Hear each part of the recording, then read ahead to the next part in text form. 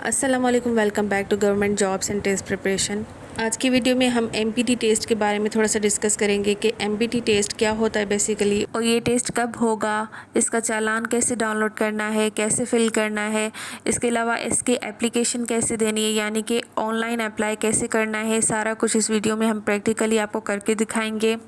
Video को start करने से पहले आप सबसे छोटी सी रिक्वेस्ट है कि हमारे channel government jobs and test preparation को लाजमी सब्सक्राइब कीजिएगा, प्लस में शेयर भी कीजिएगा। सबसे पहले हम जान लेते हैं कि एमपीटी होता क्या है, एमपीटी टेस्ट किसको कहते हैं। ये बेसिकली एमसीक्यूज़ बेस्ड टेस्ट होता है जो कि सीएसएस के रिटन एग्ज़ाम से पहले कंडक्ट किया जाता है।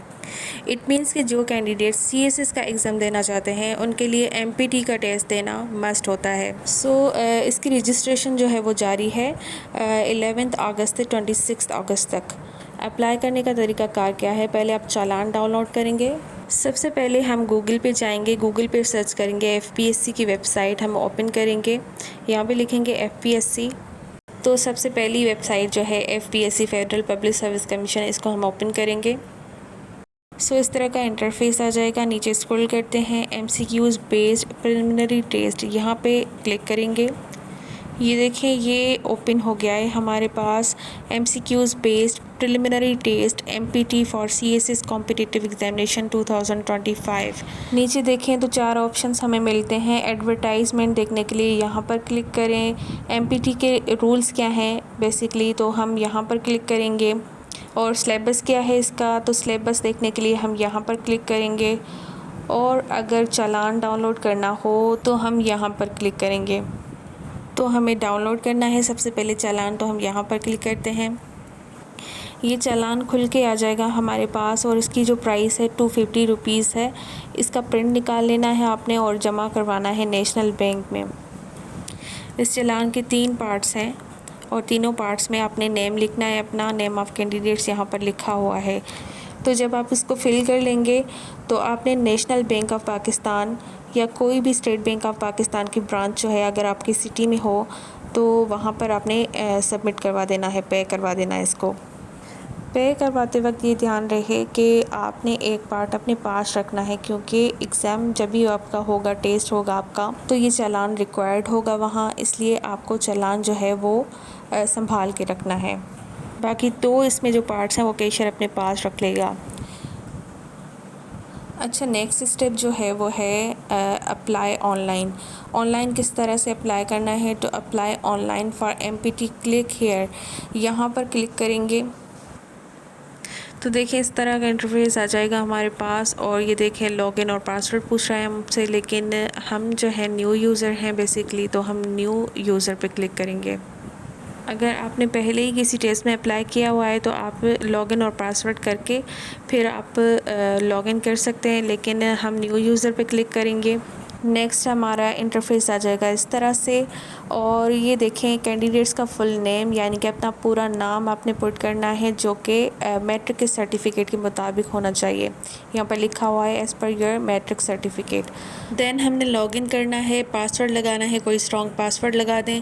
उसके बाद कंफर्म पासवर्ड करना है, ईमेल लगानी है अपनी जो एक्टिव हो, उसके बाद NIC लगाना है अपना, और नीचे दिए गए जो ये वेरिफिकेशन कोड है इसको पुट कर देना है नीचे से। जो लॉगिन आप करेंगे वो मिनिमम 4 कैरेक्टर्स का होना चाहिए, जिसमें अल्फ़ाबेट्स भी होने चाहिए और नंबर्स भी होने चाहिए। और मैक्सिमम जो आप कर सकते हैं वो है 8 नंबर्स या 9 नंबर्स, इसका जो है लॉगिन बना सकते हैं आप। तो हमने सारी इन्फॉर्मेशन करेक्टली पुट करनी है यहाँ पे। ये सारी इन्फॉर्मेशन हमने पुट कर ली है। अब हम सबमिट पे क्लिक करेंगे तो हमारे पास वही सेम इंटरफेस आ जाएगा लॉगिन पासवर्ड वाला। अब हमने लॉगिन पासवर्ड वही इनपुट करना है यहाँ पे जो कि हमने रजिस्ट्रेशन फॉर्म में इनपुट किया था। तो जैसे ही आप लॉगिन करेंगे तो इस तरह का इंटरफेस आ जाएगा फिर से। वेलकम, जो भी आपका नाम है, to competitive examination CSS MCQs based preliminary test MPT, what would you like to do.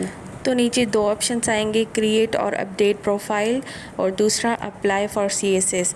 तो आपने क्रिएट प्रोफाइल पे क्लिक कर देना है। फिर आपके पास इस तरह का इंटरफेस आएगा जिसमें लिखा होगा click here to create your profile. आपने प्रोफाइल क्रिएट करनी है। फिर आपके पास इस तरह से इंटरफेस आ जाएगा जिसमें सारी डिटेल्स, पर्सनल इन्फॉर्मेशन आपको देनी है। यहाँ पर आपने अपना नेम चेक करना है, इसके बाद फादर्स नेम राइट करना है, इसके बाद आपने अपनी डेट ऑफ़ बर्थ लिखनी है। यहाँ पर कैलेंडर दिया हुआ है, इसको हम सेलेक्ट करेंगे। सेलेक्ट करने के बाद आपने अपना डेट ऑफ़ बर्थ लिखना है, यानी कि पहले ईयर सेलेक्ट करेंगे, फिर मंथ सेलेक्ट करेंगे, फिर जो है वो डेट सेलेक्ट करेंगे। इसी तरह से आपने date of issuance of domicile की जो इशुएंस डेट है वो भी लिखनी है कैलेंडर को इस्तेमाल करते हुए। और फिर रिलीजन लिखना है कि इधर आप मुस्लिम हैं या नॉन मुस्लिम हैं। फिर आपने अपना जेंडर सेलेक्ट कर लेना है, मेल हैं या फीमेल हैं। फिर आपने मार्शल स्टेटस सेलेक्ट करना है, सिंगल हैं, मैरिड हैं, कुछ भी हैं तो आपने अपना मार्शल स्टेटस सेलेक्ट करना है। फिर आपने अपना डोमिसाइल सेलेक्ट करना है। यहाँ से अगर आप बलूचिस्तान से हैं, एक्सफाटा के हैं, गिलगित बल्तिस्तान से हैं, खैबर पख्तूनख्वा से हैं, पंजाब से हैं या पंजाब ट्राइबल एरिया से हैं, या सिंध रूरल से हैं, सिंध अर्बन से हैं, कहीं से भी हैं तो आप वो सिलेक्ट कर सकते हैं। देन आपने अपने डोमिसाइल की डिस्ट्रिक्ट सेलेक्ट कर लेनी है। फिर आपने अपना फ़ोन नंबर देना है, मोबाइल नंबर देना मस्ट होता है।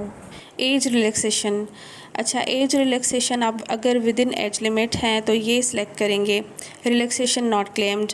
फिर यहाँ पर कैटेगरीज़ दी हुई हैं, जैसे कि आप गवर्नमेंट एम्प्लॉय हैं तो ये सिलेक्ट करेंगे, आर्म्ड फोर्सेस इन सर्विस हैं तो ये सिलेक्ट करेंगे, और गिलगित बल्तिस्तान से हैं, आज़ाद कश्मीर से हैं, बाकी सारी कैटेगरीज़ दी हुई हैं, डिसेबल कैंडिडेट्स हैं तो ये सिलेक्ट करेंगे।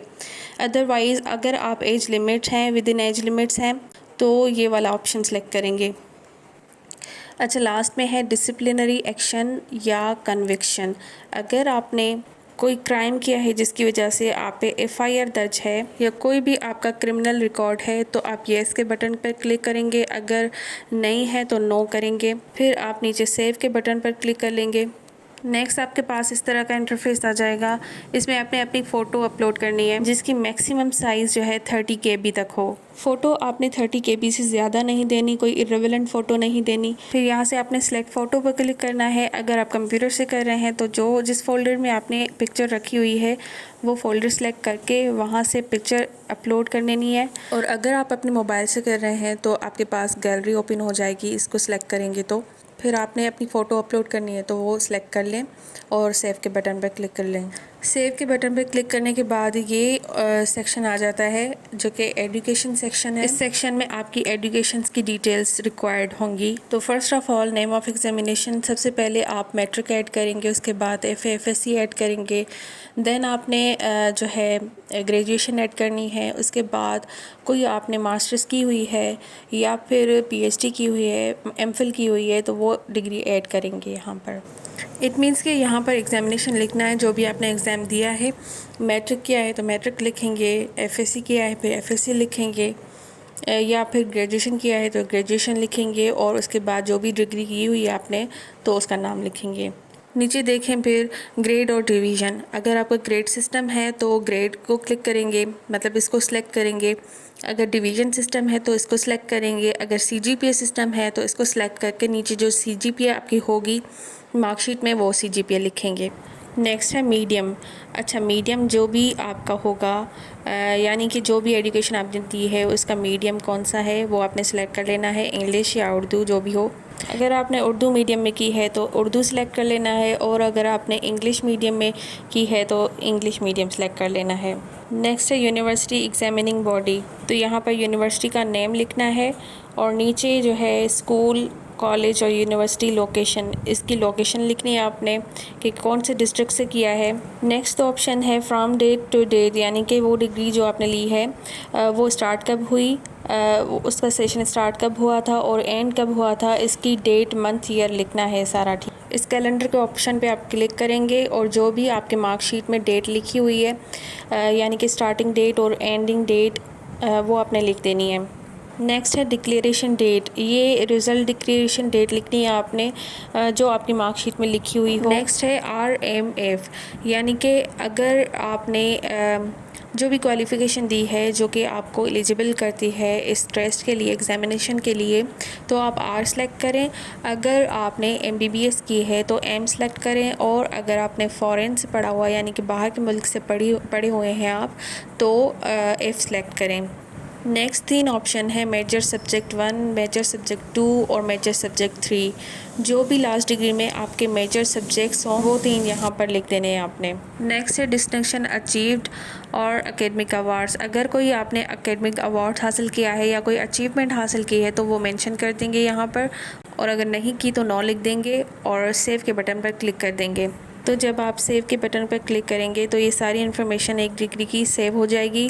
जैसा कि मैंने पहले बताया कि मैट्रिक देनी है पहले, फिर FA/FSC देनी है, फिर जो है आपकी हायर से हायर जो डिग्री होगी यानी कि ग्रेजुएशन, फिर मास्टर्स, फिर MPhil, फिर PhD जो भी हो, तो वो सारी देनी है 1 बाय 1 इसी तरह से फिल करनी है और इसी तरह से सेव करनी है, तो सारी डिग्रीज़ आपकी सेव होती जाएंगी। नेक्स्ट इंटरफेस आपके पास ये आएगा। यहाँ पे आपको डिसेबिलिटी देनी है। अगर आप डिसेबल पर्सन हैं तो आपको जो है इनमें से इन कैटेगरीज़ में से कोई एक सिलेक्ट करनी होगी अगर आप डिसेबल पर्सन हैं तो। अदरवाइज़ अगर आप नहीं हैं तो नॉट एप्लीकेबल पे क्लिक करेंगे। नीचे 3 ऑप्शंस दिए गए हैं। नो असिस्टेंस रिक्वायर्ड, यानी कि अगर आपको असिस्टेंस रिक्वायर्ड नहीं है तो यहाँ पर सिलेक्ट करेंगे आप, मतलब कि टिक करेंगे। अगर आपको राइटर या हेल्पर की ज़रूरत है तो यहाँ पर टिक करेंगे आप, और अगर आपको कंप्यूटर की ज़रूरत है तो यहाँ पर टिक करेंगे और फिर सेव के ऑप्शन पे क्लिक कर लेंगे। जैसे ही आप सेव के बटन पर क्लिक करेंगे तो ये इंटरफेस आ जाएगा आपके पास क्रिएट और अप्लाई वाला। फिर से तो आपने अपना प्रोफाइल जो है वो क्रिएट कर लिया। अब अप्लाई करेंगे, अप्लाई फॉर CSS पे क्लिक करेंगे तो नेक्स्ट आपके पास ये इंटरफेस आ जाएगा जिसमें लिखा होगा कॉम्पिटिटिव एग्जामिनेशन CSS 2025 MPT, जिसकी पोस्टिंग डेट जो है वो 9 अगस्त 2024 है, यानी कि ये अनाउंस कब हुई थी, 9 अगस्त को हुई थी, और इसकी क्लोजिंग डेट है 26 अगस्त 2024। और फिर अप्लाई पे क्लिक कर लेंगे हम। अप्लाई पे क्लिक करने के बाद आपके पास ये वाला इंटरफेस आ जाएगा जिसमें आपने चालान की डिटेल्स देनी है, यानी कि चालान रिसिप्ट नंबर देना है जो कैशियर ने आपके चालान पे लगाया होगा नंबर, वो नंबर यहाँ पर राइट करना है।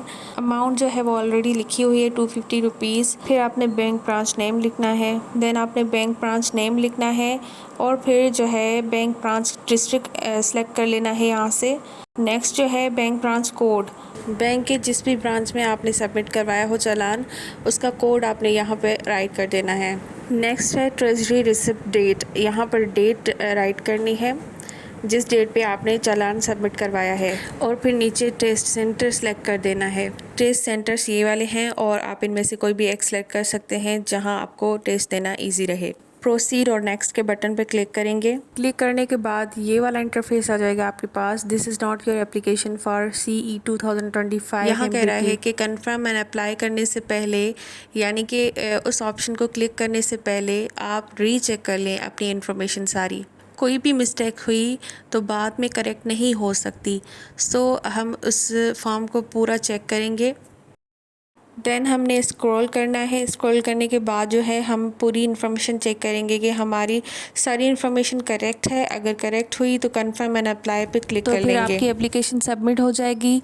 और ये था आज का वीडियो। अगर आपको पसंद आया हो वीडियो, कुछ इन्फॉर्मेटिव लगा हो तो लाइक और सब्सक्राइब करना ना भूलिएगा। हमारे channel government jobs and test preparation को लाजमी सब्सक्राइब कीजिएगा और प्लस में शेयर कीजिएगा ये वीडियो अपने फ्रेंड्स एंड फेलोज़ के साथ।